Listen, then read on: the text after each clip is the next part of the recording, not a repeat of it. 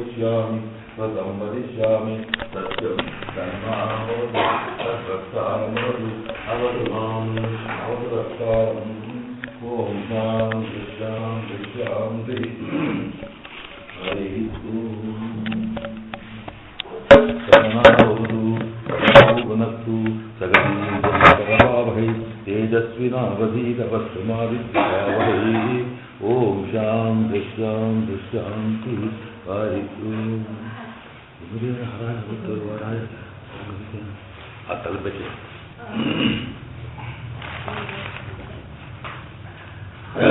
శ్రీమన్నారాయణ నారాయణాయ సమస్త సర్వమంగళవిగ్రహాయ శ్రీభూరిరాజే నారాయణాయ నమః.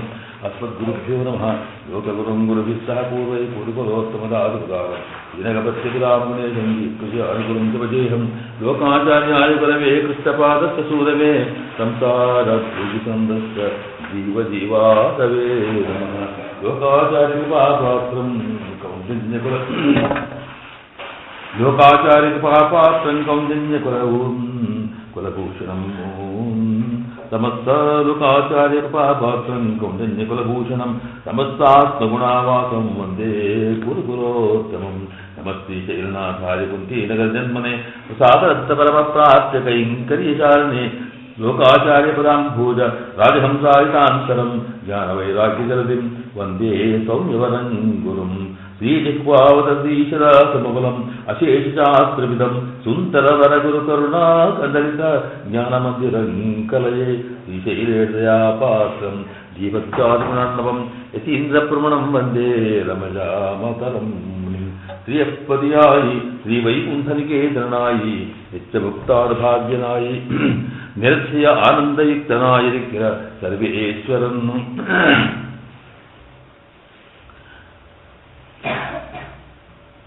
இதில் அகாரம் சகல சித்தத்துக்கு காரணமாயி நாராயண பதார்த்தக்கு சங்கிரகமாயிருக்கையாலே சகல ஜெகத்துக்கு காரணமாய் சர்வரட்சகனான எம்பெருமானை சொல்லுகிறது. ఇందులో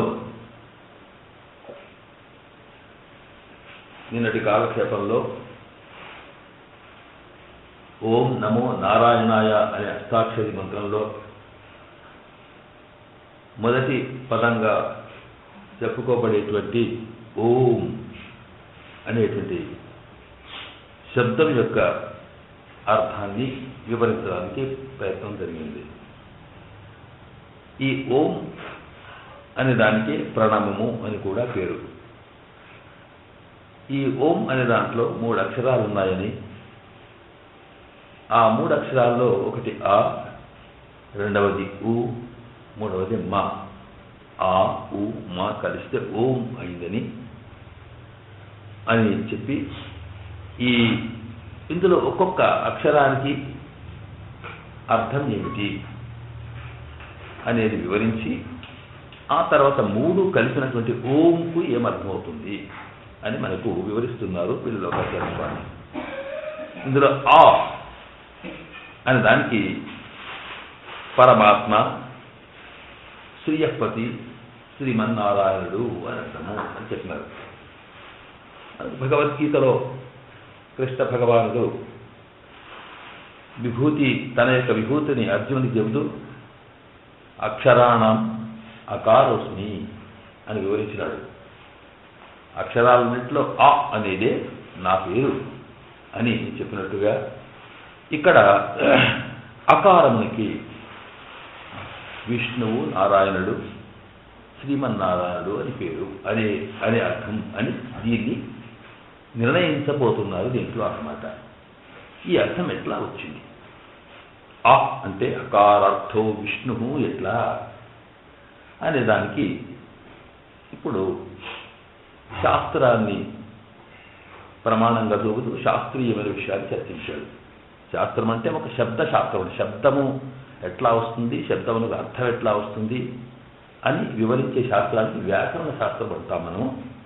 కనుక ఆ శబ్దం యొక్క లక్షణాలు చెప్పేటప్పుడు వ్యాకరణ శాస్త్రం తీసుకొని చెప్పాల్సి వస్తుంది. కనుక ఇక్కడ అ అనే దానికి ఎట్లా ఇది పరమాత్మ అర్థం అంటే అప్పటి దీంట్లో ఆ అంటే రెండు అర్థాలు ఉన్నాయి. ఒకటి కారణము అని అర్థం, రెండవది రక్షణ అని అర్థం. వీటిని మరొక మాటలు ఏం చెప్తున్నారంటే ఆ అనే దానికి రెండు రూపాలు. ఒకటి ప్రకృతి, రెండవది ధాతువు అని. కొద్దిగా నెమ్మదిగా మనం అర్థం చేసుకోవాలి. ప్రకృతి అంటే మూలమైన పదార్థం అన్నమాట. పదార్థాలు, ఒక వస్తువు ఉంటుంది, దాని నుండి ఎన్నో పదార్థాలు, ఎన్నో వస్తువులు మళ్ళీ తయారవుతాయి. ఉదాహరణకు మట్టి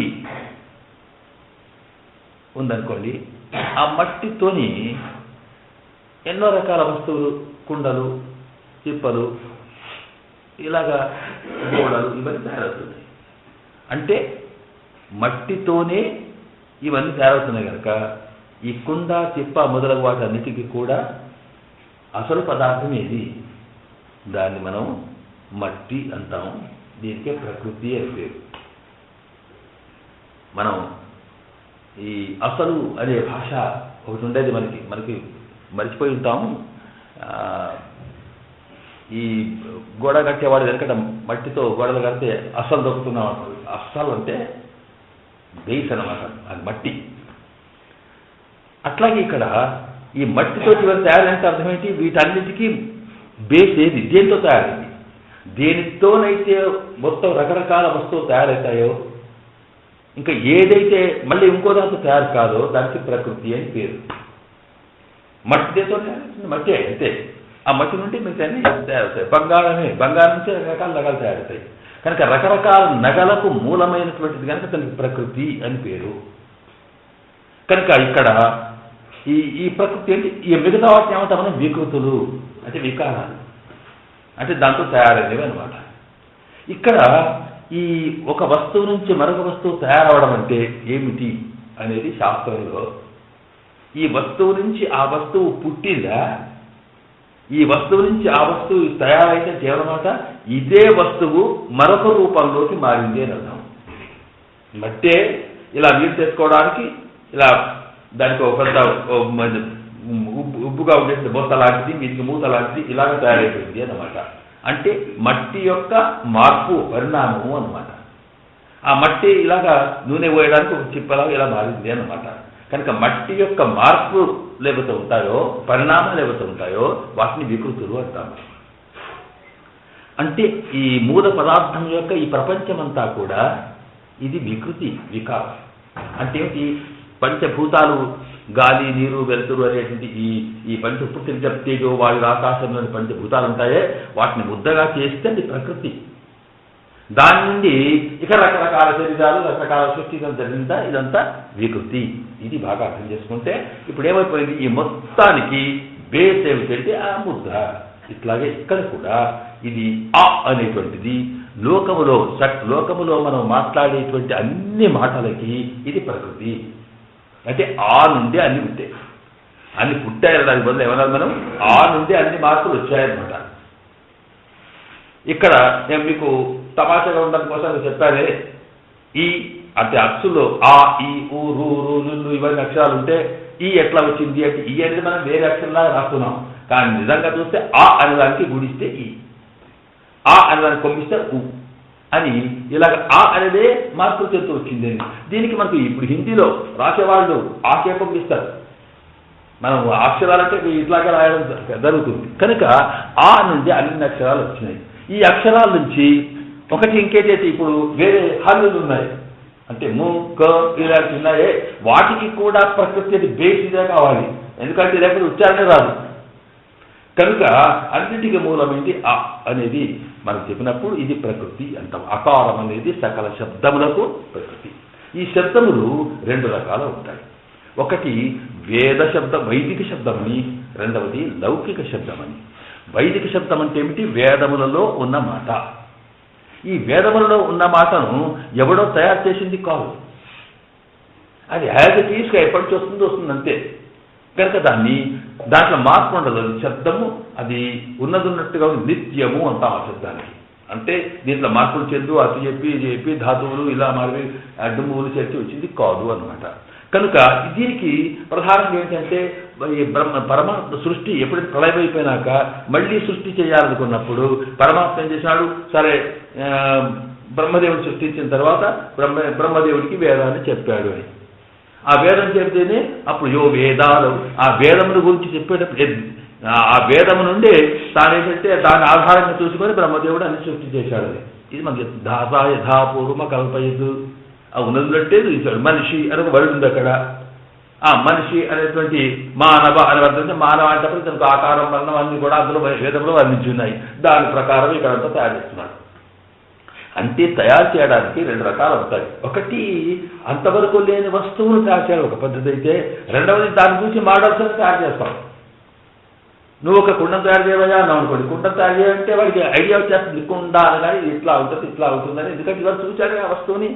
కనుక ధాత యథాపూర్వం కల్పయదు, ఉన్నట్టే చేశాడు. కనుక సృష్టి అనేది అంతకుముందు ఉన్నది, అంతకుముందు ఉన్నది, ఇలా ఎట్లా ఉందంటే ఆ వేదంలో చెప్పినట్టుగా ఉంది. కనుక ఆ వేదాలలో చెప్పినటువంటి మాటలు ఏవైతే ఉన్నాయో అవి వైదిక శబ్దములు అంటాం. ఇక తర్వాత ఆ వేద శబ్దమునే ఆధారంగా చేసుకొని మళ్ళీ మనకు ప్రపంచంలో రకరకాల చెట్టు గుట్ట పుట్ట ఇంకా ఎన్నో రకాల మాటలు వస్తున్నాయే, ఇవన్నీ కూడా మనుషులము మనము తయారు చేసుకున్నాం వాటిని. అవి కూడా వేదాన్ని మోడల్గా చూసుకొని వస్తున్నాయి. కనుక వీటిని లౌకిక శబ్దములు అంటాం. కనుక శబ్దములు రెండు రకాల. వైదిక శబ్దంలో ఒక్కో మార్పు ఉండదు. లౌకిక శబ్దంలో ఎట్లా అంటే అట్లా ఉచ్చారణలో మార్పు వస్తుంది. అందుకే వైదిక శబ్దానికి ఉచ్చారణలో మార్పు ఉండకూడదంటే గురువు ద్వారా ఆచార్యుల ద్వారానే గురు శిష్య సంబంధంతో ఉచ్చారణ అనుచ్చారణ పూర్వక అది ఎట్లా పలకాలి ఆ గురువు చెప్పాడు, ఈయన నేర్చుకున్నాడు. మళ్ళీ ఈయన ఇంకోటి చెప్పాడు. అట్లాగే వస్తుంది పరంపరగా. కానీ దానికి ఒక అక్షరం అటు ఒక అక్షరం ఇటు ఒక సౌండ్ అటు ఒక సౌండ్ ఇటు రావడానికి వీల్లేదు. దాన్ని ఎట్లా ఉచ్చరించాలని చెప్పేటువంటి దానికే శిక్ష అని. శిక్షాం వ్యాఖ్యాస్యామ వర్ణస్వర ఉందే.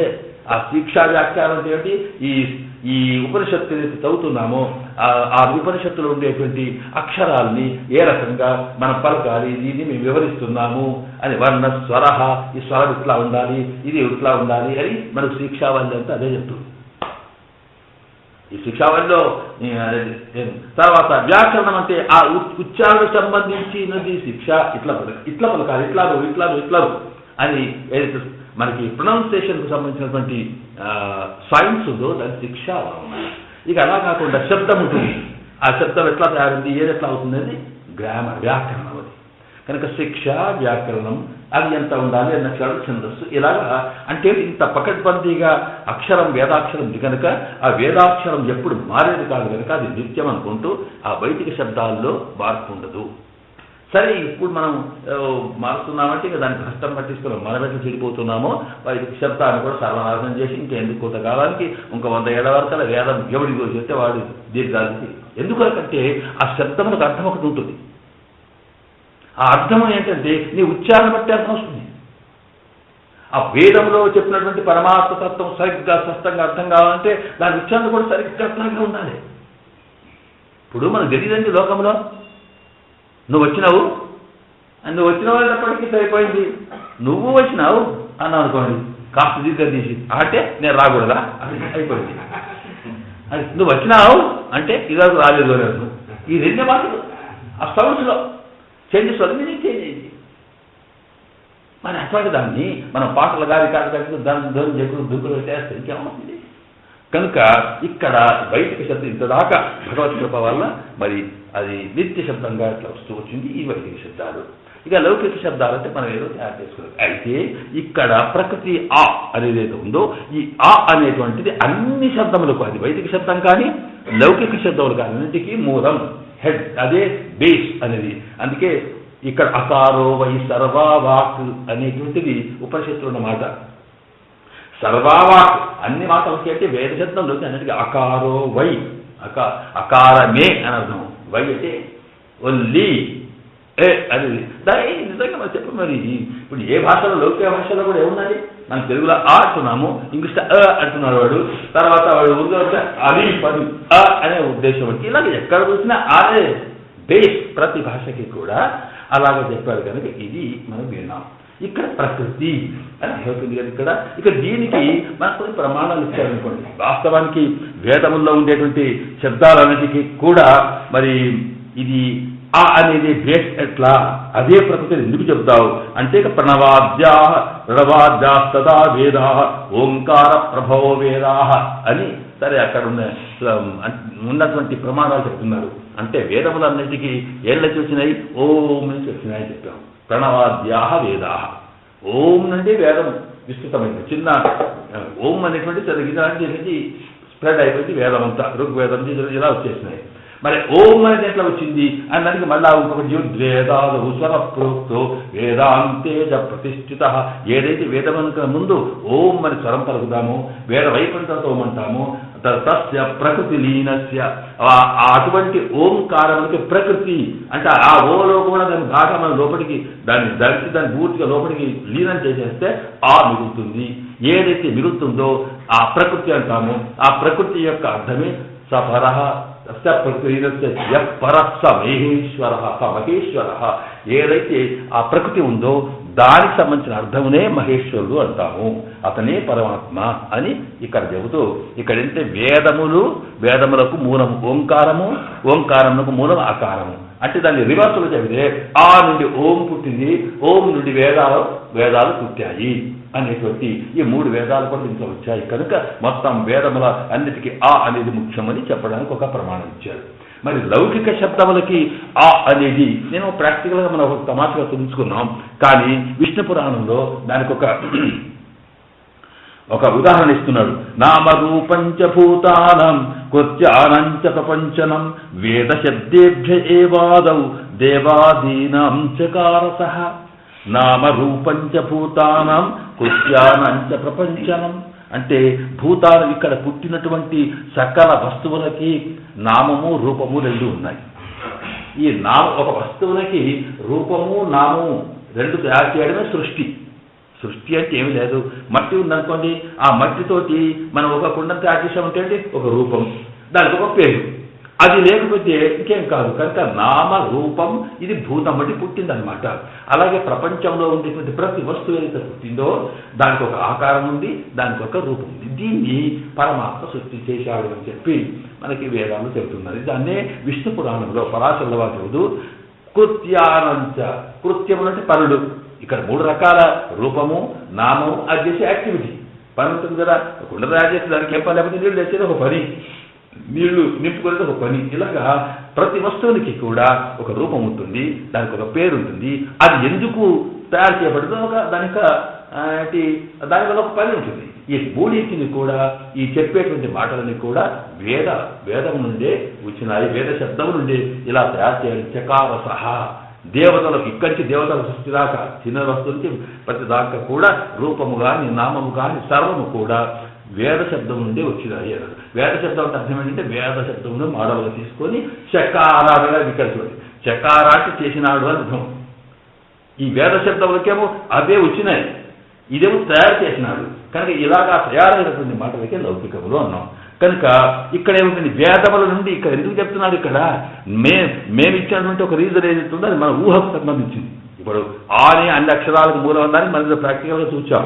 అట్లా కాదు, మరి ప్రమాణం ఏమిటి అనేటప్పటికీ వేద శబ్దాల నుంచే లౌకిక శబ్దములన్నీ ఆ మాటలు వచ్చినాయి అన్నప్పుడు వేదం దేంట్లో నుంచి వచ్చింది, వేద శబ్దం ఓంకారం నుంచి వచ్చింది, ఓంకారం దేంట్లో నుంచి వచ్చింది, ఆ నుంచి వచ్చింది. కనుక ఆ నుండి ఓంకారం వేదములు, వేద శబ్దాలు మాటలు చూసి లౌకిక శబ్దములు. కనుక ఈ లౌకిక శబ్దములకు కూడా బేస్ ఏమిటి అంటే ఆకారమే. ఇది దానికి అర్థం చెబుతూ ఇక్కడ ఇది అన్నిటికీ మూలం కనుక ఆ అంటే దీనికి ప్రకృతి అని అర్థం అనమాట. ఈ ప్రకృతి అంటే బేస్. దీనికి ఏమర్థం, దీనికి నారాయణుడు పరమాత్మ ఇట్లా అర్థం తీశావు అంటప్పటికీ దానికి మరొక ఇది ఇట్లా ఉంచి 2వ వైపు నుంచి వెళ్ళాలి. అప్పుడు ఎందుకంటే ఈ సృష్టి ఎవరి వల్ల జరిగింది, ప్రపంచమంతా ఎవడి వల్ల జరిగింది అంటే పరమాత్మ వల్ల. దానికి మళ్ళీ మనకు ఉపనిషత్తులు ఒక మాట ఇచ్చారు. ఇస్తూనే ఏమిటి, యతో వా ఇమాని భూతాని జాయంతే ఏన జాతాని జీవంతి యత్ ప్రజంతి అభిసంవిశంతి తద్విజిజ్ఞాసస్వ తద్బ్రహ్మ. ఏది బ్రహ్మ అంటే దేని నుండి ఇవి పుట్టినాయో, దేని వల్ల రక్షింపబడుతున్నాయో, దేనిలోకి ఇవి చేరినాయో అది బ్రహ్మ. అంటే ఏమన్నమాట, వీటన్నిటికీ కనిపిస్తున్న ప్రపంచానికంతరికి మూలము దేని నుంచి వచ్చింది అది బ్రహ్మ, అది పరమాత్మ. అంటే ఈ ప్రపంచమంతటికి సృష్టికి మూలమైన వాడు పరమాత్మ. అంటే సృష్టికి కారణం ఎవరు, పరమాత్మ. కనుక అన్నిటికన్నా కారణం ఈ సృష్టికి ప్రకృతి ఎవరు అంటే మూలం ఎవరు అంటే పరమాత్మ. ఇది అయినప్పుడు ఈ పరమాత్మ మూలము, ఇక్కడ ఈ శబ్దములకు మూలమేది అకారము. కనుక ఇక్కడ ఈ ఆ దానికి అర్థం ఏమవుతుంది? ఆ అంటే సౌండ్, దానికి మీనింగ్ ఏమో అక్కడ ఉన్నటువంటి ఇది కారణమే అది కారణమే అయినప్పుడు శబ్దములకు కారణం ఇది, వస్తు పదార్థములకు కారణం అది. కనుక పదార్థములకు కారణమైన దాని పేరే ఆ. కనుక అకారాంతో విష్ణువు అని చెబుతూ దీన్ని మనకు శాస్త్రంలో ఒక మాట చెప్పారు. దాన్నే వాచ్య వాచక సంబంధం అని. ఇది కాస్త కథలాగా లేదు, కానీ మీరు బాగా అర్థం చేసుకోవాలి. ఎందుకంటే శాస్త్రము వేరు, కావ్యము రసం వేరు. కనుక కావ్య రసము, చమత్కారం, తమాషాలు, కథలేమో అవి గుండెకు సంబంధించినవి. ఇది ఈ శాస్త్రమునదేమో మెదడుకు సంబంధించింది, ఆలోచనకు సంబంధించింది. అయితే దీని ఆనందం దీనికే, దాని ఆనందం దానికే. సినిమా చూస్తే ఆనందం సినిమాకే, సర్కస్ చూస్తే ఆనందం సర్కస్కే. కనుక ఈ సర్కస్ సీట్ లాంటిది అన్నమాట. ఇది ఈ మస్తిష్క మేధో మధురం అంటానే ఇది జరుగుతుంది. ఇక్కడ చెప్తున్నారు అనమాట. ఇక్కడ సాధారణంగా అది హేతు ఒక్కొక్క దానికి కారణం చెప్పేటప్పుడు మరి ఈ రెంటికి సంబంధం ఎట్లా చెప్పావు అంటే దీన్ని వాచ్య వాచక సంబంధం అంటాం. నువ్వు ఆ అంటే ఇది కారణం చెప్పేస్తుంది, వచ్చే కారణం పరమాత్మ, శబ్దాల కారణం ఆను. మరి దీనికి లింక్ ఎట్లా? ఎందుకు అట్లా కానీ ఎట్లా చెప్తున్నావు? దేర్ ఫోర్ అని చెప్పేస్తున్నావు, ఎట్లా చెప్తున్నావు నువ్వు? దానికి ఒక కారణం ఉండాలా? నువ్వు ఏ ఉత్పత్తి చేసినా దానికి రీజన్ తెలిస్తే పోవాలి. కనుక ఇక్కడ ఏమైపోయింది? ఏమిటంటే వాచ్య వాచక సంబంధం. వాచ్య వాచక సంబంధం అంటే వాచకం అంటే చెప్పే మాట, వర్డ్, శబ్దం అని చెప్తామే. ఇక్కడ ఏ మాట చెప్పినా ఇది వాచకం, తెలుగు వాచకం అన్నానికి అంటే వాటికి తెలుగు చెప్పేది అనమాట. వాచకం అంటే చెప్పే మాట, మాట అన్నమాట. అంటే ఒక పేరు అని అర్థం. ఒక వస్తువు యొక్క పేరు ఏ వస్తువుని గురించి చెబుతుందో అది వాచకం. తర్వాత ఆ చెప్పే మాటకి వాచకము, ఏ వస్తువుకు అది పేరో అది వాచ్యము అంటాం. అది మీనింగ్, దీంతో ఏం అర్థమవుతుంది. అందువల్ల ఇది పుస్తకం, వర్డ్ అయితే ఉందో అది వాచకం. పుస్తకం ఇదైతే కనిపిస్తుందో ఈ పదార్థం ఇది వాచ్యం. అయితే పుస్తకానికి వాటికి ఏం సంబంధం ఉంది? దీన్ని వాచ్య వాచక సంబంధం అంటే ఆ మాటకి ఈ మీనింగ్కి రిలేషన్. దీన్ని వాచ్య వాచక సంబంధం. ఎందుకండి అంటే భాష అంతా అట్లే ఉంటుందిగా. మనకి ఇక్కడ ఏం లేకున్నా సరే మనం ఒక మాట చెప్పేటప్పుడు అక్కడ పుస్తకం వస్తే అంత మనం అనలే వాడి పుస్తకం సరపేట తీసుకొస్తాడా అంటే పుస్తకం అనే సౌండ్కి వాచకానికి అదైతే ఆ పదార్థం అయితే ఉందో, ఆ మెటీరియల్ మ్యాటర్ అయితే ఉందో అది పుస్తకం వచ్చేసి ఓహో పుస్తకం అంటే ఇది తీసుకొచ్చాం. ఇది రిలేషన్ అంటే క్లోజ్గా ఉంటుందంటే ఆ శబ్దం వినగానే అర్థం మొత్తం వచ్చేస్తుంది. ఈ రెండింటినీ మనం విడదీయడానికి వీల్లేదు. ఎంత విడదీయడానికి వీల్లేదంటే ఇంకా అవి న్యాచురల్గా ఉంటాయన్నమాట. అందువల్లే ఒక వస్తువు ఉందంటే దానికి ఒక పేరు ఉంటుంది, ఒక పేరు ఉందంటే దాని కూడా ఒక వస్తువు ఉండాలి. Without matter no meaning. అసలు విడదీయలేదు ఎక్కడ ఉంటుంది? కనుక ఈ రెంటికి విడదీయరాని సంబంధం ఉంటుంది. దీని వాచ్యవాచక సంబంధం అంటాం. కనుక ఇక్కడ ఈ వాచ్యవాచక సంబంధం ఉన్నప్పటికీ ఇక్కడ ఏమిటి? ఇది కారణమైన మొదటి మూలమైన వస్తువు అన్నాం. ఇది స్వభావత అంటే యాజ్ ఇట్ ఈస్. స్వభావత అంటే ఉన్నట్టే దానికి. మరి దీనికి ఇంకా దీంట్లో అది స్వభావత యాజ్ ఇట్ ఈస్. అక్కడ వర్డ్ ఉందంటే దానికి ఒక వస్తువు ఉండాలి, దానికి మీనింగ్ ఉండాలి. ఆ ఉంది. ఆ అంటే దేనికో అంటే ఒక పేరు. దేని పేరు అంటే అప్పటికి అక్కడ మనకి ఇక్కడ ఒక వస్తువు కనిపించాలి, ఇక్కడ ఒక వస్తువు ఉంది, మరి దీని పేరేంటి అన్నప్పుడు అక్కడ కనుక ఇక్కడ ఏమైందంటే అకారార్థో కనుక ఇది సకల సృష్టి మూలమైన పరమాత్మ, ఆయన్నే నారాయణుడని, ఆ తర్వాత ఆయనకి అకారం అని పేరు అని చెబుతూ దీనికి ఇక్కడ ఒక ప్రమాణాలు ఇస్తున్నారు. అష్టాక్షర శరీరాంగ ప్రణవాద్యక్షరేణతు. అష్టాక్షర శరీరాంగ ప్రణవాద్యక్షరేణతు అకారేణ అఖిలాధార పరమాత్మ అవిధీయతే. అష్టాక్షరిలో ఉండేటువంటి అష్టాక్షరిలో ఒక పార్ట్గా, అంగం అంటే ఒక పార్ట్గా ఉండేటువంటి ఈ ప్రణవం ఉంది, ఓంకారం ఉంది. ఆ ఓంకారంలో ఉండే అకారమునకి అఖిలాధార పరమాత్మ విధీయతే. సకలమునకు ఆధారమైన కారణమైన పరమాత్మని చెప్పబడతాడు. ఎందుకో చెబుతూ ఇక్కడ సమస్త శబ్దమూలత్వాదకారస్య స్వభావత. అకారమునికి అంటే న్యాచురల్గానే దానికి సకల శబ్దములకు మూలం కనుక సమస్త శబ్దమూలత్వాదకారస్య స్వభావత సమస్త వాచ్యమూలత్వాద్ బ్రహ్మణోపి స్వభావత. సకల అకారము శబ్దములకి అది స్వభావ మూలము, తన సకల వస్తువులకి మూలం బ్రహ్మ కనుకనే వీటికి వాచ్యవాచక సంబంధ తయో అర్ధాతుత్యతే కనుక వాచ్యవాచక సంబంధం అనేది వాటికి అర్ధా అంటే దేఫో అందువల్ల అంటే ఏంటి ఇక్కడ ఇదొక నామం ఉన్నది ఇప్పుడు చెప్పేవే నామం ఉన్నది రూపం ఉందా దానికి వస్తువు ఉండాలి వస్తువు ఉన్నది పేరు ఉండాలి కనుక ఇది రెండే ఉంది అక్కడ ఈ వస్తువు ఉన్నది అక్కడ శబ్దం ఉన్నది కనుక అర్ధా అంటే అందువల్ల తప్పనిసరిగా వాచ్యవాచక సంబంధంతో ఆ అంటే పరమాత్మ అని ఇది ప్రకృతి అర్థం ఉంటుంది తెలిసిందా ఇక్కడ దీంట్లో ఇంతగా చెప్పిన తర్వాత ఇక రెండవది ఏంటి ఇక్కడ మరొక విషయం మనకు తెలియాలి దీన్ని ఏం చెప్తుందంటే ఈ కారణం చెప్పి ఇది నారాయణ పదత్తుకు సంగ్రమాయలుక్కయాలి ఇది కారణం సకల శబ్దములకు కారణం కనుక అని ఒక కారణం చెప్తారు ఇది నారాయణ శబ్దానికి సంగ్రహం అంటే షార్ట్ ఫామ్ ఇప్పుడు నారాయణ అనే దానికి మనం నిజంగా ఈ రోజుల్లో షార్ట్ ఫామ్ చెప్పాలంటే మొదటి అక్షరంతో ఫస్ట్ లెటర్ తోటి చెప్పేస్తాం మనం ఇక్కడ నారాయణ అంటే నా అని చెప్పాలి కదా ఎన్ అని చెప్పాలి అలా కాకుండా ఆ అన్నాడు అనమాట ఎందుకొరకు అంటే మనం సాధారణంగా మనము చేస్తున్నటువంటి సంగ్రహ మాటలు షార్ట్ ఫామ్స్ ఉంటున్నాయో ఆ లెటర్స్ని బట్టి మనం పెట్టేస్తున్నాం ఇక్కడ లెటర్ కాదు మీనింగ్ని బట్టి కంప్లీట్ చేయాలి అని దృష్టి పెట్టి ఆ నారాయణ దానికి ఆ అనేది షార్ట్ ఫామ్ ఉంది అంటే ఆ అనే మాటలో ఏ అర్థం ఉందో అది నారాయణ అనే మాటలే వివరిస్తుంది అని అర్థం ఇది ఎట్లాగా అని దానికి మళ్ళీ ఉపనిషత్తులకు వెళ్తే అక్కడ అతి సృష్టికి మూలము సజీవ సౌమ్య ఇదభద్ర ఆసి అని ఒక సాంగత్య ఉపనిషత్తులో ఈ లోకానికి అంతా ముందు సత్ అనేది ఉండేది ఆ తర్వాత ఆత్మావా అరే ఇదభద్ర ఆసి ఆత్మ అనేది ఉండేది బ్రహ్మావా ఇదభద్ర ఆసి దీనికి ముందు బ్రహ్మ ఉండేది అంటే ఇంతకన్నా ముందు సృష్టి రాకన్నా ముందు ఉన్నటువంటి వస్తువునికి సత్తను ఆత్మను బ్రహ్మను ఇలా పేర్లు ఉన్నాయంటూ నారాయణ ఇదభద్ర ఆసి అని లాసిపోతుంది ఆ తర్వాత ఇంకో పేరు లేదు కనుక ఆ తర్వాత అంతేకాకుండా మిగతా ఇంతకుముందు చెప్పేటప్పుడు ఇది కాకుండా మరొకటి అని చెప్పకుండా ఇక్కడ నారాయణ అనువాకంలో చెప్పేటప్పుడు నారాయణ అతడే ఉన్నాడు చెప్తూ నా బ్రహ్మ నా శివ నా ఈశాన అని ఇలాగా ఇతనే ఉండేది చెబుతూ ఇక మిగతా బ్రహ్మ లేడు వాడు లేడు మొత్తం నెగటివ్లో చెప్పేసినాడు అంటే అర్థం ఏంటన్నమాట నారాయణుడే ఈ సృష్టికి మూలంలో ఉండేది అన్నప్పుడు ఆ మూలంలో ఉన్నవాడికి నారాయణుడని పేరు ఆ మూలంలో ఉన్నవాడికి నారాయణుడు అని పేరంటే ఆ అని పేరు పెట్టాం కదా అంటే ఆ అనే దాంట్లో ఏమేమి అర్థాలు ఉన్నాయో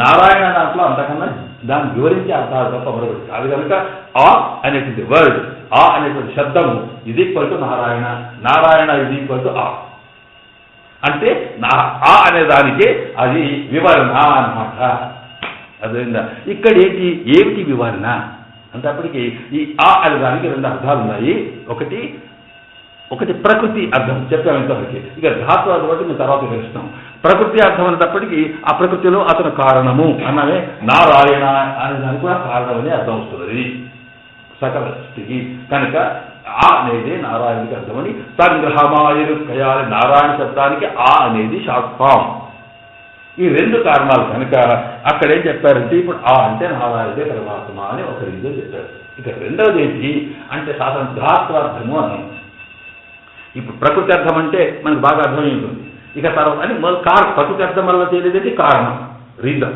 అతనే సృష్టికి మూలమని ఇందులో కారణము కార్యము రెండు ఉంటాయి కార్యం అంటే ఏ వస్తువు తయారవుతుందో అది కార్యం ఈ వస్తువులకు మూలం ఏదైతే ఉంటుందో కారణం దాని నుంచి ఇది వస్తుంది అది మార్పే ఇది జరిగిపోయింది ఇక ధాత్వార్థం అంటే ఏమిటి ఇక్కడ మనకు ఒక అంశం ఉంది సాధారణంగా భాషలోని పదములన్నీ కూడా ధాతువుల నుండి వచ్చినాయి అంటారు ధాతువులు అంటే క్రియలు అంటారు చూడండి మన పని ఇప్పుడు సంస్కృతంలో ఉండేటువంటి మనకి భాష ముందు సంస్కృత భాషనే కనుక చాలా అద్భుతమైన భాష అది మనకి ఏ భాషలో ఆ వ్యక్తిత్వం ఉండదు మనకి సాధారణంగా ఈ వస్తువు పేరు ఏమిటి అనేటప్పటికీ ఆ వస్తువు పేరు అంటే ఆ వస్తువు యొక్క రూపాన్ని బట్టో వస్తువు యొక్క గుణాన్ని బట్టో వస్తువు యొక్క అది చేసే పని బట్టో దానికి వరద వస్తుంది తప్ప దానికి ప్రత్యేకంగా నేను పెట్టిన పేరు కాదు ఇప్పుడు మనము పెట్టుకునేటువంటి పేర్లకి ఆ పేర్లకి తేడా ఇస్తారు నామాలకి వర్డ్స్ వేరే ఉంటుంది మనం కొన్నిటికి ఏం చేస్తామంటే ఏదో ఒక పేరు పెట్టి పేరు పెట్టేస్తాం మన ఇష్టం పేరు పెట్టాం ఎందుకు పెడతామనేది అది వేరే మాట దాంట్లో లక్షణాలు పెట్టవచ్చు లేకపోతే ఇంకేదో పెట్టవచ్చు మన ఇష్టం ఎందుకు పెట్టవచ్చు ఎవడో కొడుకు పుట్టాడు పుడితే ఏం పేరు పెట్టారండి అంటే వాడికి ఇస్తాం మనకి ఏదో ఓ సినిమా యాక్టర్ పేరు సంతోషం వాడి పేరు చేస్తారు అది వేరు అంటే ఏంటి అది దానికి దీనికి సంబంధం లేకపోవచ్చు వస్తువు యొక్క లక్షణానికి, వస్తువు యొక్క గుణానికి, వస్తువు యొక్క కార్యక్రమానికి లక్షణం లేకుండా ఉండడం అనేది సాధారణంగా లౌకిక శబ్దాలు మనం పెట్టుకుంటాం. కానీ సంస్కృత శబ్దం అట్లా ఉండదు. ఆ శబ్దం ఉన్నదంటే అంటే మీరు శబ్దాన్ని చీల్చి దాన్ని బాగా అర్థం చేసుకుంటే అసలు ఒరిజినల్ మ్యాటర్ ఎట్లా ఉందో మనకి ఇప్పటికీ అర్థమవుతుంది. మనం చాలా ఆశ్చర్యమైనటువంటి భాష అది. దురదృష్టవశాత్తు మనం పోగొట్టుకున్న విషయం వేరు. చూడండి, ఉదాహరణకి అక్కడ చూడండి, ఎక్కడైతే గవాక్షం అని పేరు ఉందనుకోండి, అంటే ధాతు బట్టి ఎట్లా వస్తుందని చెప్పడానికి ఇది మనం ఎగ్జాంపుల్ చూపించుకోవాలి. ఇప్పుడు గవాక్షం ఉందనుకోండి, గవాక్షం అంటే కిటికీ అర్థం. కానీ ఆ కిటికీ ఎట్లా పెట్టుకునేవాళ్ళు వాళ్ళు అంటే గౌ అంటే ఆవు, ఆవు యొక్క కన్ను లాంటి సైజు అనమాట. అది ఎప్పుడు ఆ కిటికీ ఎట్లా ఉంటే ఆవు కన్ను ఎట్లా ఉంటుందో అట్లా ఉంటుంది. ఎందుకంటే వాళ్ళకి ఏమైనా ఆవే అన్ని ప్రధానం కనుక అదే ప్రేమ. వాడు ఇల్లు కట్టుకున్నా కానీ గోపు అమ్మడేది శుభమస్తునిచ్చాను కనుక గవాక్షము అంటే అర్థం ఏంటి? ఆవు కన్ను లాంటిది అని అంటే ఆ సైజులో అట్లా పెట్టారని అర్థం. కానీ దానికి కిటికీ అని ఎందుకు పేరు పెట్టారో తెలియదు. ఇలాగా అంటే ఒక వస్తువు, ఒక శబ్దం ఉంటే ఆ శబ్దానికి వ్యుత్పత్తి అర్థం అంటాం మనం. వ్యుత్పత్తి అంటే దానికి ఎందుకు ఈ పేరు ఇట్లా వచ్చింది. ఇలాగ మొత్తం మనం దాని నిఘంటువుల్లో చూస్తే, అమరకోశంలో చూసినా శబ్దం యొక్క నిఘంటు ప్రతిదానికి వ్యుత్పత్తి ఉంటుంది. అంటే వై ఎందుకు ఇది ఇట్లా అంటున్నాం మనం. ఇప్పుడు సర్పము, సరతి ఇది సర్ప, అది ఊరికి స్వరూపం కదిలే ఉంటుంది కనుక అది నడవదు కనుక సర్పము. భుజంగము అని దాని పేరు. భుజంగం అనేది పేరు అంటే అది కాళ్ళతో తడవదు, భుజంతో రాసుకుని పోతుంది కనుక. ఇలాగా అంటే ఆ వస్తువు యొక్క ధర్మం, దానికి యాక్షన్, దాన్ని బట్టే మనం చెప్తాం. కనుక ధాతు అంటే అది ఏ వస్తువు ఏ యాక్షన్ నుండి అది ఈ పదార్థం ఈ శబ్దం తయారైందో దానికి ధాతువు అంటాం. దానికి రూట్, మనం ఇంగ్లీష్లో రూట్ అంటాం. రూట్ అంటే మూలం కదా, దానికే ధాతువునికి క్రియ లేక వర్స్ అంటున్నాం మనం. ఇది దాని గురించి పుట్టింది అనమాట. ఇది ఎట్లా పుట్టింది అనడానికి లౌకిక శబ్దంలో ఉంటుందే మనకు. తిండి, తిను అని అనుకోండి. తిను నుంచే తిండి, తిన్నాడు, తింటున్నాడు, తిండిపోతు ఇవన్నీ వచ్చినాయి. తిను నుంచి వచ్చింది. ఆ తిని దగ్గర వచ్చింది లేదు, కానీ సంస్కృతంలో ఆ యాక్షన్ వస్తుంది. కనుక ఈ రకమైన దాన్ని ధాతువు అంటాం. అంటే శబ్దము దేని నుండి మనకు తయారవుతుందో అది ధాతువు అనేది. ఇక్కడ ఆ అనే దానికి ఎట్లా వచ్చింది. ఇంకొక విశేషం ఏంటంటే ఆ ధాతువు ఉంటే ఆ ధాతువునికి ఏం మీనింగో కూడా ఇంబడే ఉంటుంది. అది మన అదేంటి ముఖ్యంగా ఈ సంస్కృత శబ్దాలకి నిఘంటు కొడతామే, అమరకోశం మీనింగ్ చెప్పేటప్పుడు ఈ ధాతువు అంటే ఇది రూట్, దీని నుంచి అన్ని వస్తువులు సార్. రూట్ అంటే ఇదే మూలం కదండి. దీంట్లో అయితే అన్ని చెట్లు కొమ్మలు రెమ్మలు వచ్చినట్టే ఏ శబ్దము నుండి ఏ మూలం నుండి అన్ని రకాల శబ్దాలు అంటే దానికి సంబంధించిన శబ్దాలు వచ్చినాయో అది మూలము. ఆ మూలమునికి ఏమర్థము అని ఉంటుంది అక్కడ. ఆ మూలమును కొండే అర్థమునికి ఆ అర్థాన్ని కూడా అక్కడ మీనింగ్ చెప్పేస్తాడు. ఉదాహరణకి ఇక్కడ చూడండి, ఈ దీంట్లో ఆ ఉందనుకోండి. ఆ అనేది ఆవు అనే మాట నుంచి వచ్చింది, ఆవా అనే మాట నుంచి వచ్చింది. ఆవా అంటే వా ఎగిరిపోయి ఆ మిగిలింది అని. ఆవా అంటే అర్థం ఏంటి? రక్షణే. ఆవా అనేది రక్షించడం అని అర్థం. ఇక దాని నుంచి అవతి అని సంస్కృతంలో ఎన్నో రకాల వార్తలు వస్తాయి. అంటే రక్షించడం నుంచి వచ్చింది అని. అవ రక్షణ అన్నప్పుడు ఏమవుతుంది? ఆ అంటే అర్థమేంటి? అప్పటిగా రక్షించేది అని మీనింగ్, ధాతు యొక్క మీనింగ్. ధాతువును బట్టి దీని అర్థం ఏంటి? రక్షించేది అని అర్థం. తర్వాత దాని ఆ శబ్దం నుండి అన్ని శబ్దాలకు మూలము కారణము దీనివల్ల వచ్చిన అర్థం ఏంటి? ఇది కారణమైంది అని అర్థం అనమాట.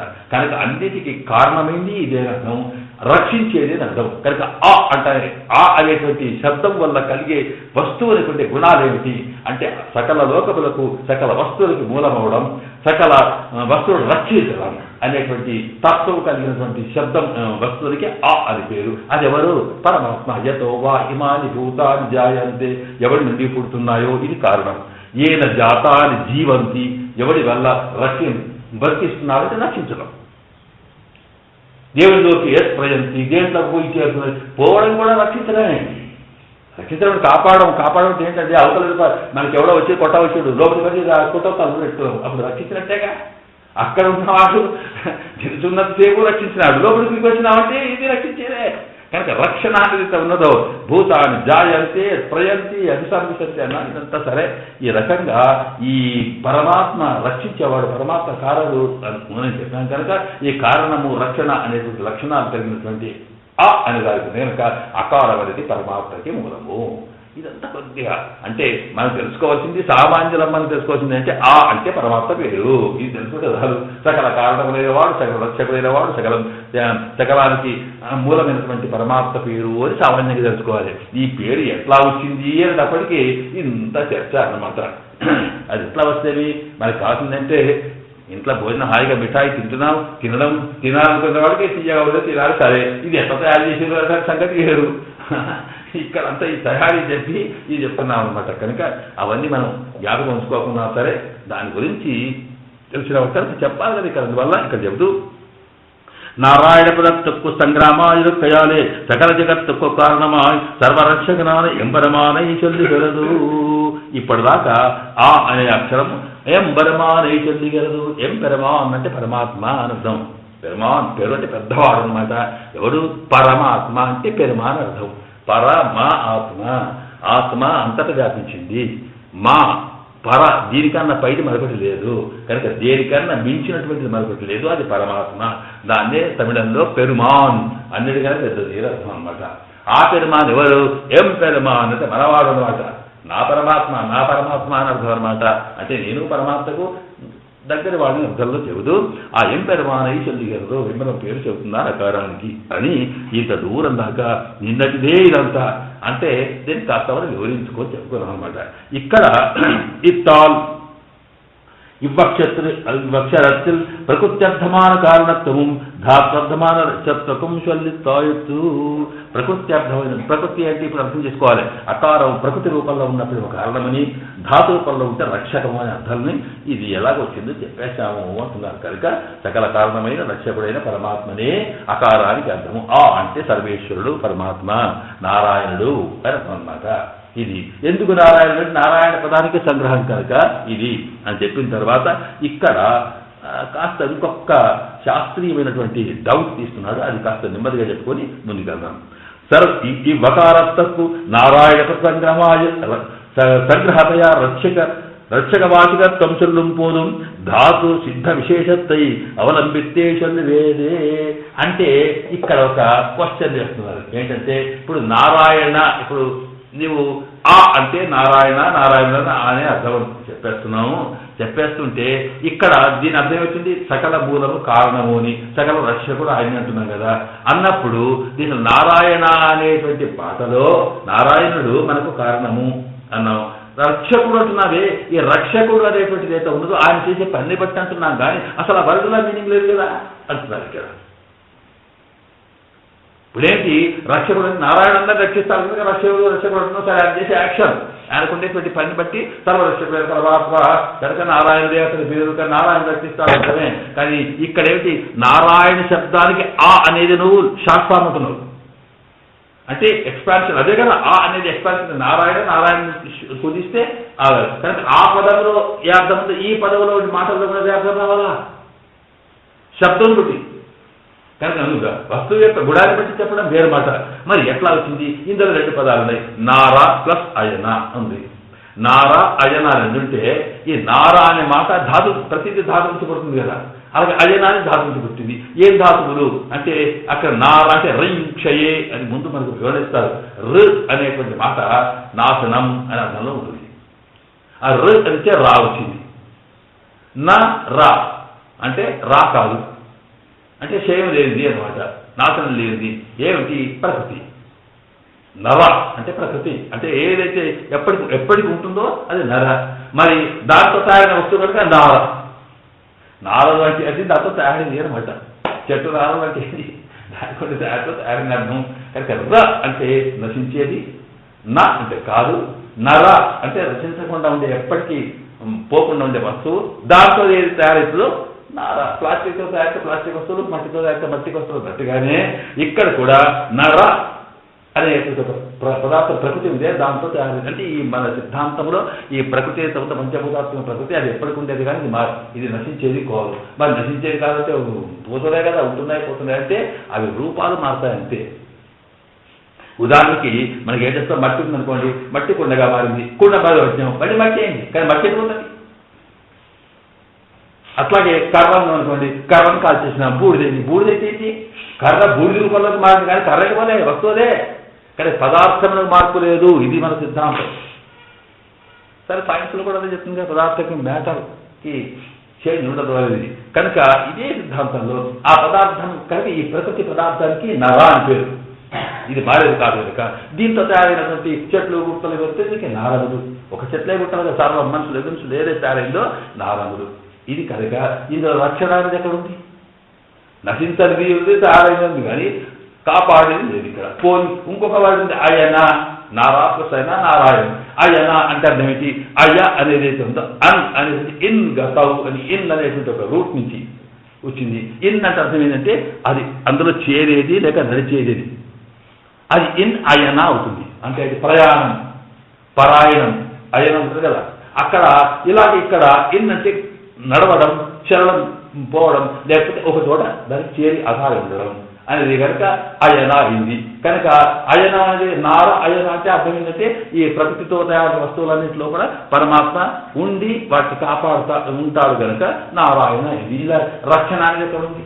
అయితే ఉండు, అయితే లేకపోతే రక్షించాలి. కానీ ఈ మాటల రక్షణ అనేది రక్షణ ఎట్లా చెప్తున్నావు అని అడుగుతారు. అడిగితే ఇప్పుడు దానికి మళ్ళీ అక్కడ చూపించి అట్లా కాదు. ఇక్కడ ఏంటంటే ఇక్కడ రక్షణ అనేది ఎట్లా జరుగుతుందండి? ఇప్పుడు అక్కడ ఏ సాధారణంగా రక్షణ అర్థం వచ్చింది. రక్షించాలంటే దేన్ని రక్షిస్తాడు, ఎట్లా రక్షిస్తాడు, ఏం రక్షిస్తాడని వివరాలు దీంట్లో ఉన్నాయి కనుక ఆ రక్షణకు దానికి దీనికి ఒకటే కనుక ఈ నారాయణలో రక్షణ శబ్దం కూడా అర్థం కూడా ఉంటుంది అని శాస్త్రం. ఇక మనం అంత దూరం పోవాల్సిన అవసరం లేదు, అది చెప్పకపోతే కుదరగా చెప్పినాం అంతే. కనుక ఈ నారాయణ అనేటువంటి దాంట్లో రక్షణ ఉంది అని చెబుతూ ఇక్కడ అకారాలు నారాయణ అర్థం చెప్పారు. అది తప్పటికీ ఇక ఇక్కడ చాలా అందంగా అయినటువంటి అంశాన్ని వివరిస్తున్నారు. ఇప్పటిదాకానేమో మనకి మేధస్సుకు సంబంధించిన అంశం, ఇక ఇప్పుడు కాస్త ఆనందంలోకి లాగేస్తున్నారు. ఇక్కడ ఏంటంటే అవును రక్షిస్తున్నాడు అంటే రక్షించడం ఏంటి? మనకి చూడండి, ఏ మాటకైనా నన్ను కాపాడుతావు, ఏమి కాపాడుతావు, నువ్వు కాపాడితే ఏం చేయమంటున్నాను అనేదాన్ని ఇక్కడ వివరిస్తున్నారన్నమాట. ఇక్కడ రక్షిక్కయ్యావదు విరోధి అయిపోక్కయ్యం అపేక్షిత ఈ కొడుక్కయ్యం. ఇదానికి నేను చెప్పాను కదా, రక్షణ చేయడం కాపాడడం అంటే నీకు ఏదైతే పనిరాదో, ఏది వద్దనుకుంటావో, నీకేది విరోధమో దాన్ని తీసేయి, పొడగొట్టాలి. నీకేదైతే కావాలటమో అది అది రక్షణ, అంతే కదా. రక్షిస్తూ ఎవడ బట్టి కట్టేసేది అనుకోండి, నన్ను కాపాడినటువంటి తాళ్ళు విప్పాలి, ఇది చేస్తారు. ఇది సంగతి రక్షణ అంటే. ఇట్లాగా రక్షణకి ఒకటి తీసేయడం, ఒకటి పెట్టడం. చెప్పేటప్పుడు ఏది తీసేయాలి, ఏది పెట్టాలి, ఎవరికి రక్షణ, ఎవరికి ఎట్లా అని చెబుతూ ఇక్కడ మనకి రక్షణ అనేది ఎవరికి? మనుషులకే కదా, మనకే కదా. ఈ జీవాత్మ కలిగిన శరీరాలకు రక్షణ. ఆయన తప్పటికి పాపం చైతన్యం ఈ బట్టి ఆత్మతత్వం లేకుండా ప్రాణం లేనట్టుగా పడుండే వస్తువులకి మనం రక్షణ చేసినా చేయకపోయినా ఆ సంగతి వేరు. కానీ ఇక్కడ రక్షణ అంటే ఏమిటి అనేటప్పటికీ మనకు జీవాత్మలు 3 రకాలుగా చూపిస్తున్నారు. మనం ఉన్నటువంటి మనుషుల్ని. ఒకటి సంసారంలో ఉండేటువంటి బద్ధాత్మలు. బద్ధాత్మలు అంటే అర్థం ఏంటి? శరీరం లోపల బంధింపబడిన వాళ్ళు అనమాట. బంధింపబడి వాడు అందరినీ పెట్టాడు ఇందులో, కానీ మనం దానికే అతకపోయిన వాళ్ళు అర్థం అనమాట. ఈ శరీరం కోసమే శరీరం సంగతి ఇది. వీటిని సంసారులు అని చెప్పారు. రెండవది ఏంటంటే ముముక్షువులు, అంటే దీని సంచి పోవాలి అనుకునేవాడు. అలా పడ్డారు నిజమే, ఎప్పుడు వదమాని అవతల పడ్డవాడు అనుకునేటువంటి వాడు ముముక్షు అంటే దాన్ని చెప్పాను. ముముక్షు ఆహిరా అనే మాట ముముక్షు కార్యవేండం రహస్యముందు అనే సూత్రంలోనే ముముక్షు అంటే ఈ సంసారం నుండి, సంసార బంధము నుండి విడదీయబడి ఆ తర్వాత మళ్లీ జన్మాంటూ లేకుండా కేవలం పరమాత్మ యొక్క దివ్య సన్నిధిలో వాడి యొక్క సేవ వల్ల కైంకర్యంలో ఆనందాన్ని పొందాలి, శాశ్వతంగా అనుకునేవాడు ముముక్షువు. మోక్షమును కోరేవాడు ఇచ్ఛ అన్నప్పుడు ముముక్షువు అవుతుంది అనమాట. కోరేవాడు ఉన్నామే. అలాంటి ముముక్షువును కాపాడడం అంటే ఏమిటి? రక్షణ అనేది ఎవరికి? సంసారంలో రక్షించాలి. అట్లాగే ఆ తర్వాత ముముక్షువును, ఆ తర్వాత వీళ్ళు కాకుండా అసలు సంసార ముక్తాత్మలు ఉంటారు. అంటే అయిపోయింది వాడికి ఆచార్య అనుగ్రహం వల్ల వాడికి సంసార సంబంధం పోయింది, వాడు చక్కగా ముక్తాత్మగా మారినాడు. అట్లాగే నిత్యాత్మలు ఉంటారు కాబట్టి వాడికి సంసార సంబంధమైనటువంటి గరుడు, అనంతుడు మొదలైనవాడు. వాడు ముక్తాత్మత్యాత్మలు వైకుంఠంలో ఉంటారే, మరి వాళ్ళు కాపాడమంటే ఏమిటి? ఆత్మలు అన్నింటినీ కాపాడేవాడు పరమాత్మ కనుక ఈ మూడింటిని తీసుకొచ్చి ఒక్కొక్క ఉదాహరణ ఇక్కడ ఇస్తున్నారు. ఇక్కడైతే రక్షిక్కయ్య అంటే ఇక దీంట్లో ఒకటే రెండు, ఒకటి తీసేయాలి, ఒకటి పెట్టాలి, ఒకటి తీసేయాలి, ఒకటి తీయాలి. ఇది ఇక్కడ సంసారాలకి ఏంటి? ఇవ ఈ రెండం చేతన నిన్న ఉడుకీడా ఇరుక్కం. ఈ రెండు తీసేయడం పెట్టడం ఎట్లా ఉంటుంది? చేతన అంటే మనుషులు ఆ జీవుల ఆత్మలు ఉన్నటువంటి స్థితిని బట్టి, వాళ్ళకుండే అవసరాలను బట్టి తీసేయడం పెట్టడం ఉంటుంది అన్నమాట అని చెబుతూ ఇక్కడైతే సంసారడికు విరోధి శత్రుపీడాదిగల్. సంసారంలోకి ఏం కావాలి? సంసారం అంటే మనం ఈ లోకంలో ఉంటాం. సంసారానికి ఎవరో ఇక్కడ చెప్తారు వివరణ ఏంటంటే దేహ ఆత్మవాదులు. అంటే ఈ శరీరమే నేను, ఇంకా ఆత్మ వేరు కాదు, శరీరమే నేనంటే శరీరం పోషణ, శరీరం కోసం, శరీరం అంతా శరీరం కోసం, శరీర బంధువులు వీళ్ళందరూ కలిపేటువంటి వాళ్ళంతా కూడా వీళ్ళు వాళ్ళ కాకుండా శరీరం కాపాడమే కదా. అంటే ఏంటి? ఇక్కడ శత్రుపీడాదిగా అంటే శరీరం చెడిపోకుండా పడిపోకుండా దీన్ని ఎవరు తప్పకుండా కాపాడాలి. ఇది శత్రుపీడతో పాటు ఆదికల్ అక్కడ ఆది మొదలుగలవి. ఏంటి వాళ్ళు మొదలుగు అంటే మీకు ఒక్క శత్రువుడే కాదు కదా, ఎన్ని రకాల శత్రువులు, రోగాలు వస్తాయి, నొప్పులు వస్తాయి, దరిద్రం ఉన్నది, ఎన్ని రకాల అవన్నింటినీ కూడా శరీరంకు ఎవరు తప్పకుండా ఉంచాలి, దీనికి ఏం రోగం కాకుండా ఉంచాలి, దీనికి ఆకలి కాకుండా ఉంచాలి, దీనికి ఇంకేమో కావాల్సింది, ఇవన్నీ ఉంచాలి, కాపాడడం. కనుక నాకు అన్నం కావాలి, ఇది కావాలి, ఇక మనం ఎన్ని కోసమో పరమాత్మని మనం రక్షించు స్వామి, ఏ కోసం గిరి రక్షణ వాళ్ళకి కావాల్సింది. అందుకని అంత శరీరం సంగతి ఇన్ని చేసిన శరీరం ఇక్కడే వారిస్తాం మనం. అట్లా మనమే కాదు దాన్ని వాడు ఇంటి వాడు కూడా ఉంచుకోవచ్చు, ఎవరు వారిస్తారు. అందువల్ల విలువ ఆత్మకే కానీ శరీరకు కాదు, ఆత్మ ఉన్నంతసేపే దానికి విలువ. కనుక ఇక్కడ సంసార ఎక్కువ విరోధ శత్రుకలు అపేక్షితం అన్నపానాదిகள் ఏం కావాలి అంటే అన్నం తిండి కదా, ఆదిகள் అంటే ఎన్నో అవన్నీ చెప్పి అవి ఇస్తే కాపాడేట్టు లెక్క. ఇది రక్షించేవాడు ఎవడు? పరమాత్మ. అలాగే ముముక్షువుకు విరోధి సంసార సంబంధం అపేక్షితం పరమ పదప్రాప్తి. ఇక చెప్పాల్సిన ఈ సంసార సంబంధం పోవాలనుకోవడం ఒకటి, భగవత్ సన్నిధి కావాలనుకోవడం ముముక్షువుకు. అది పరమాత్మ కృప చేయమంటే ఎన్నడో అడిగారహలు పిడాంగళై ఉడన్ కూడువదెందుహలు అని అలవారు కదా స్వామి, నీతో ఎందుకు వస్తా, ఎక్కడికి వస్తా, ఏం సంగతి, ఏం సంసారం, ఎక్కడే అలాంటి వాళ్ళకు ఆ ఏడు మనం తీసేయాలి, అక్కడ ఉంచాలి. అట్లాగే ఆ తర్వాత ఆ ముముక్షమైన వాడు ఎందుకు కోరుతాడు ఇక్కడ చెబుతూ, పోయి నిన్న జ్ఞానముం పొల్లావజొక్కుం వజక్కుడంబుం ఆయికొండు సర్వభం ఈ విభూతి ఎలేయుక్తయాగిర సంసార సంబంధం ప్రాప్యమాన అపేక్షితం భగవదనుభవాది అనుకూలమాన పరవస్థై ప్రాపిక్కయ్యని అని కాస్త దాన్ని వివరించినారు. అర్థం ఏంటంటే ఇక్కడ పోయిన జ్ఞానం పొల్లావజొక్కం అనేటువంటి ఒక పాశనాన్ని మనకు నమ్మాడు వాళ్ళు మొట్టమొదట వారు రాసినటువంటి వారు 4 దివ్య ప్రబంధాలు రాసి తిరువారి నుంచి వరకు వస్తుంది. వాటిని 4 వేదాలతో సమానం ఉంటామే. ముందు ఇదే దాంట్లో ఉంటుంది మొదటి కాలంలో పోయిన జ్ఞానము పొల్లావజొక్కం అని చెప్పి స్వామి తాము రాసినటువంటి ఆ గ్రంథం నుండి విశేషాలన్నీ కూడా వారికి విన్నప్పం చేయదు, మీకు ప్రార్థన చేస్తున్నాను. ఏమిటంటే ఇదిగో అంటే పొయ్యి నిన్న జ్ఞానము, నేను ఉన్నటువంటి ఏంటంటే పొయ్యి అంటే అబద్ధం అనమాట. నిన్న ఉన్నటువంటి జ్ఞానం, నా జ్ఞానం ఎలాంటిదంటే అబద్ధమును జ్ఞానంగా భావిస్తున్నాను. అబద్ధమైన జ్ఞానం అంటే అజ్ఞానం. ఏమిటి అజ్ఞానము, ఏమిటి అబద్ధం అంటే ఏదైతే అసలు నిజమైనటువంటి నేను అంటే ఆత్మానుకునే బదులు ఈ శరీరమే నేను అనుకుంటున్నాను. ఈ దీంతో ఏమైపోయింది, తర్వాత ఈ పొల్లావజొక్కం అంటే ఈ శరీరం రక్షణకు కావాల్సినటువంటి కార్యక్రమాలన్నీ చేస్తున్నాను, పనికిరాని పనులను దుష్ట పనులు చేస్తున్నాను. కార్యక్రమాలు రజొక్కం అంటే కార్యక్రమాలు పొల్లా అంటే అబద్ధం. ఈ దీన్ని కాపాడుకోవడానికి ఎన్ని పనులు చేస్తున్నాను, నేను దుర్మార్గాలు చేస్తున్నాను. ఈ దుర్మార్గాలు చేసేవారికి అజక్కు ఉడగం. ఈ కర్మలు చేయడం వల్ల కర్మ ఫలితాలు ఉంటాయి. ఆ కర్మ ఫలితాలు అనుభవించడానికి రకరకాల శరీరాలు, ఏ పాపం చేస్తే ఏదో శరీరం, ఎలకగలో పిల్లిగనో శరీరంలో ఇంకా ఇట్లా కూర్చునే ఉన్నాం. మళ్ళీ దాంతో మళ్ళీ పనులు చేస్తున్నాం. ఇలాగా ఈ సంసారంలో ఉన్నాం కనుక వీటిని తొలగించి నన్ను వీటిని అన్నింటినీ మాకు తొలగించడానికి మేము అడగకుండానే మమ్మల్ని రక్షించడానికి ఎన్నోసార్లు నీవు ఇక్కడికి దిగాలి స్వామి. మా స్వభావం ఇట్లాగే పనులు చేయడం, శరీరాలు కూడా పనులు చేయడం, శరీరాలు పోతే మనల్ని కాపాడడం కోసం ఎన్నెన్ని యోనియమాయి పిరందు, ఎన్ని రకాల అవతారాలు ఎత్తావో. అవతారాలు ఎత్తడం అనేది ఏదైతే ఉన్నదో కాస్త గౌరవంగా చెప్పే మాట. కానీ అక్కడ మీరు అంటున్నారు ఎన్ని యోనియం, ఎన్ని గర్భాల్లోకి వెళ్ళి ఎన్ని గర్భవాసం అంటే ఎంత కష్టం. సామాన్యంగా గర్భంలో ఉండేటువంటి పిండానికి ఉండే బాధలు ఏమిటో, ఆ మల్లెల్లో ఎట్లా ఉంటుందో ఇవన్నీ దృష్టిలో పెట్టుకుంటే స్వామి ఈ సామాన్యమైనటువంటి మమ్మల్ని రక్షించడం కోసం, మాకు నీవు సేవలు చేయడం కోసం ఎన్ని యోనియమాయ్ అంటే ఒకసారి కౌసల్య గర్భంలో, ఒకసారి దేవకీ గర్భంలో, ఇంకెక్కడో ఉండి నువ్వు 10 నెలలు, అందరూ 9 నెలల నుండి, అందరు 10 నెలల నుండి, నువ్వు 12 నెలల నుండి అక్కడ ఉండేటువంటి రక్తం, మాంసం, మంచి చెడు వీటినన్నిటి మలినాల్లో పడి కొట్టుకొని పట్టుకొని ఇన్ని ఎందుకు చేశావు, నీకు ఏం కర్మస్వామి, మా కోసం చేశావా, ఇన్ని చేసిన వాడివి, నేను ఒక ప్రార్థన చేస్తున్నాను నేను, ఎందుకంటే నా పరిస్థితితో చెబితే నువ్వు ఎందుకే వచ్చినావు కదా ఇక్కడికి అంటూ ఆ స్వామి అవతరించినటువంటి పద్ధతిని చెప్పుకుంటూ వారు ఇక్కడ ప్రార్థిస్తారు. అట్లాగే ఆ మాట ప్రకారమే ఈ శరీరం ఏదైతే ఉందో అలాగే ఎన్నెన్ని యోనియమా ఉన్నటువంటి పరిస్థితి అని ఈ ఉడంబు శరీరం మలినమైన ఈ శరీరం ఏదైతే ఉందో ఈ శరీరంలో ఉండే వాళ్ళకి ముక్తర్కు మోక్షవు కావాలని కోరుకునే వాళ్ళు ఉంటారే వాళ్ళకి ఇచ్చేవాడు, అలాగే రక్షించడం అనమాట. అలాగే ముక్తర్కం నిత్యర్కం విరోధ కైంకర్యం హాని అపేక్షితం కైంకర్య వృద్ధి.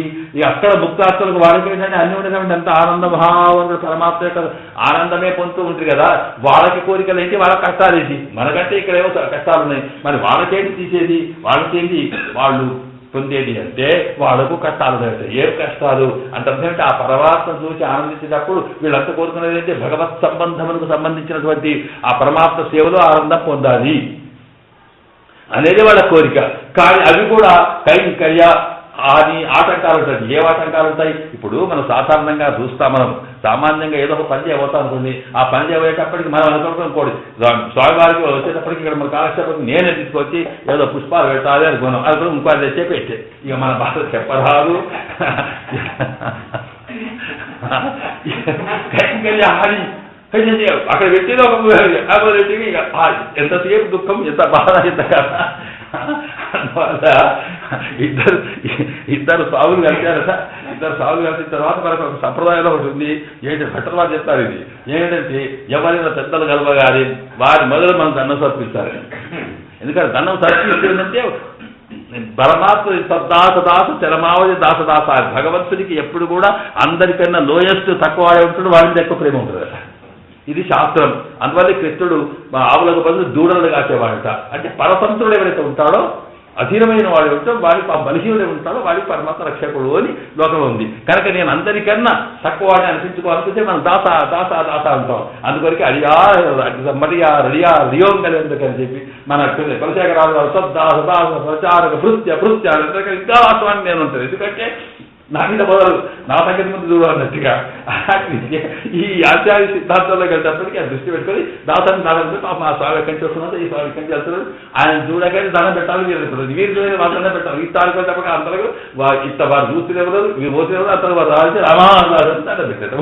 ఓ లేదు, ఎందుకంటే మీరు ముందు పెట్టి నాకైతే ఎట్లా అంటే వాళ్ళు దాని పెద్ద అయిపోయారు కదా, ఇంకా ముందు పరమాత్మ రక్షిస్తాడు కానీ మన కూడా రక్షిస్తాడు అని అన్నారట. వాళ్ళ కైంకర్య హాని, వాళ్ళకి ఏంటి పాపం చేస్తామనుకునేటప్పటికీ ఒకటి విసుద్దామనుకుంటాడు, ఆ స్వామి పాదాలు అనుకుంటాడు, ఇంకొకరు అభిషేకం అనుకుంటారు అనేటప్పటికీ అక్కడే ముక్తాత్మలు చాలా బ్రహ్మాండంగా ఉంది. కనుక ఎక్కడంటే పాపం వాళ్ళకంటే విరోధైపోకి అంటే ఆ కైంకర్య హాని కలగకుండా అందరికీ కూడా రండి రండి రండి అనుకుంటూ స్వామి వారి సేవ కలిగేట్టుగా ఎప్పటి అది ఇంకొకటి దాంట్లో ఏంటంటే వాడు ఒకసారి చేస్తే కదా ఎప్పటికి నేనే ఉండాలని అదొకది అశేష శేష వృత్తి నిరంతర భుజులు కావాలనల్లా ఉడరాయమని నిన్ను అలవాలంటారు. ఇప్పుడు కాదు, ఎంతసేపు ఎప్పటికి నేనే కాలమెల్లాం కాలమెల్లా ఇంకొకటి అదే అనేటువంటి ఒక ఆర్తి ఉంటుంది. ఆర్తిని ఇవ్వడమే ఆత్మగారి రక్షించడం. ఇలాగా రకరకాల ఆత్మలు రక్షిస్తారు. కనుక రక్షించయ్యావదు అని దేవుడు రక్షణ అంటే అర్థం ఇది అని, అకారంలో రక్షణ అంటే అర్థం ఇది. కనుక అకారానికి రక్షణ చేస్తారంటే సకల శబ్దములు మూలకారమైన పరమాత్మ, సకల విధములైనటువంటి ఆత్మలను రక్షించగలిగేటువంటి పరమాత్మ ఆయన్నే అనేటువంటి అర్థం మనకు అక్కడ వస్తుంది అని అకారానికి ఇక్కడ రక్షణాలు చెప్తున్నాం. ఇలా ఇది పరమాత్మకు తప్పని చెప్పి ఇక తర్వాత ఇంకా కొద్దిగా విశేషం అంటే అలాగే ఇప్పుడు ఆ అకారం అర్థంలో ఏమిటి అంటే సకల మూలములకు కారణమైన పరమాత్మ అని అర్థం చెప్పడానికి సకలానికి కారణమైన పరమాత్మ అకారం చెబుతుంది. అలాగే ఆ సకల రక్షకుడైన పరమాత్మ అనేది అకారం చెబుతుంది అన్నాం. ఆ తర్వాత ఈ రక్షణ అనేది చేయాలంటే ఎట్లా చేయాలనేది ఎవరుంటే చేస్తారనేది ఆ తర్వాత మనకి రేపు కాలక్షేపంలో వింటాం మనం. ఎందుకంటే ఇదిలే శ్రీ సంబంధం సంధేయం మనం అమ్మవారు లేకపోతే నారాయణ రక్షించదట.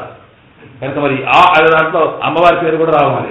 అందుకొరకు నారాయణనే కాదు శ్రీమన్నారాయణ రావాలి. అది ఎట్లా వస్తుంది అనే దానికి శ్రీమన్నారాయణ చరణం ప్రపత్తి అన్నదే ఆ నారాయణానికి ఇక్కడ ఎట్లా వస్తుందనే దానికి మనం రేపటి కాలక్షేపంలో నేను సేవించుకున్నాం. ఓం తత్స్వస్తి ప్రజాభ్య పరిపాలితాన్ని మగ్గేష గోబ్రాహ్మణి ఆళ్వారి నిర్మాణ नारायणाय विद्महे ओंकाराय स्वाहा ओम पानाय स्वाहा ओम ज्ञानाय स्वाहा ओम समानाय ब्रह्मणे स्वाहा समस्त परिवाराय सर्वमंगल विग्रहाय श्री भूनिलाय श्रीमती नारायण श्री कांताय कल्याणे ध्येयना श्रीवैकुंठविरक्ताय स्वामी रमयारमणमृताय मंगलात्मराजाय सर्वेश्वरीराचार्य तत्सुधाय आस्तु नमस्ते बुद्ध्यात्मनावाप्ते स्वभावात् करोमि यत् सकलं परस्मै नारायण सर्वं श्रीकृष्णार्पणमस्तु तत्सत्